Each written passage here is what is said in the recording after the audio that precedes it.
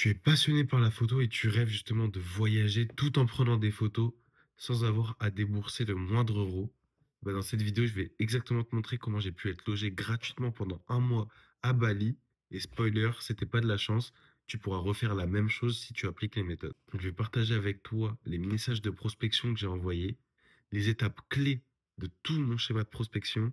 Et enfin, je vais te montrer pourquoi tu dois passer par des appels pour conclure les deals avec tes clients.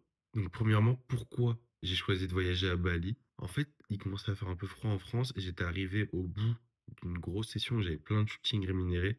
Et du coup, je me suis dit que je pouvais me permettre de voyager à ce moment-là parce que justement, j'avais des gens que je connaissais qui étaient à Bali, avec qui je pouvais faire des shootings. Et aussi parce que je savais qu'à Bali, je pourrais trouver plein d'opportunités pro que je pourrais pas forcément trouver en France parce qu'il y a une énorme concentration d'entrepreneurs qui sont mes clients et d'entreprises de tourisme qui pourraient avoir besoin de mes services. Et du coup, j'ai cherché une solution pour réduire mes frais à Bali. Et je me suis dit qu'une des meilleures méthodes pour réduire mes frais, ce serait d'être logé gratuitement pendant tout mon mois passé à Bali. Donc l'objectif de ce voyage, c'était d'être logé gratuitement pendant un mois, tout en travaillant de mon côté sur des prestations pro avec des entrepreneurs qui étaient sur l'île. Donc maintenant, je vais te présenter la stratégie de prospection qui m'a permis justement d'arriver à être logé pendant un mois gratuitement. Donc la première étape, c'est la recherche, c'est le sourcing, on appelle ça. J'ai commencé à rechercher sur le net et sur les réseaux sociaux des hôtels et des structures de location qui pourraient être intéressés par des photographies. Donc mes critères, c'était de trouver des endroits qui avaient l'air quand même assez jolis pour que artistiquement ce soit intéressant pour moi, des endroits qui avaient l'air assez luxueux pour que j'ai le droit à un peu de confort, on va pas dire non, et aussi des endroits qui avaient l'air d'avoir le budget de loger un photographe pendant un mois. Parce que j'ai un certain taux horaire et surtout me loger pendant un mois. Si par exemple le logement où j'étais était à peu près à 100 euros la nuit, ça fait quand même environ 3 000 € de manque à gagner pour l'hôtel ou pour la structure de location.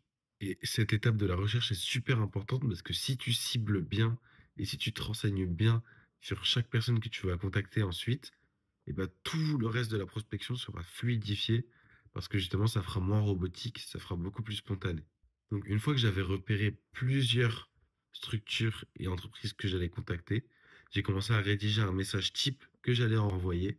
Donc, le but de ce message, c'était qu'il soit professionnel, mais surtout très simple. Donc, le message type que j'ai envoyé, c'était bonjour, ensuite le nom de l'hôtel, et ensuite je me présentais. Je suis Oscar, un photographe parisien qui a passé un mois sur Bali. D'ailleurs, c'est très important de mettre là d'où tu viens. Donc, si tu viens de France, je te recommande de mettre parisien. Ça sonne toujours mieux que Dijon, tu vois.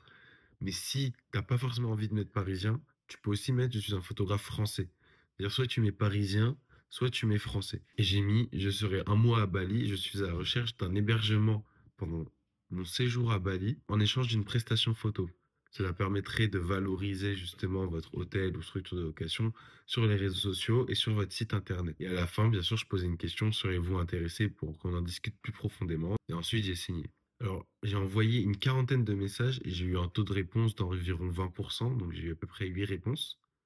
Et une fois que j'ai eu ces réponses, j'ai commencé une discussion très succincte avec la personne qui était justement responsable de discuter avec moi. C'est-à-dire que je répondais vite fait à quelques questions, mais très vite, je proposais à ce qu'on passe par un appel. Alors pourquoi passer par un appel? Parce que justement, ça permet d'aller créer directement une relation humaine avec la personne. C'est plus que des messages interposés, mais c'est une discussion réelle. Et ça permet de rebondir beaucoup plus vite sur la moindre interrogation que la personne pourra avoir et ça permet de trouver des deals et des accords beaucoup plus facilement. Par exemple, je sais que quand tu proposes une prestation pro, au moment de faire signer le devis, c'est beaucoup mieux de le faire signer en appel parce que tu vas pouvoir répondre en direct à toutes les peurs et toutes les questions que la personne pourrait se poser.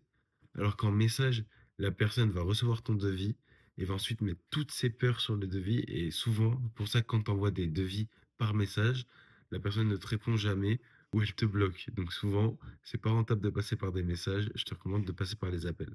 Et surtout, à l'étape des appels, c'est une étape où tu ne dois pas éliminer tous les prospects pour un seul, mais il faut continuer à, par exemple, si tu avais 8 prospects par message qui t'ont répondu, il faut que tu continues à avoir au moins 4 prospects dans la phase des appels pour que tu puisses avoir quand même un peu de pouvoir dans la négociation des deals.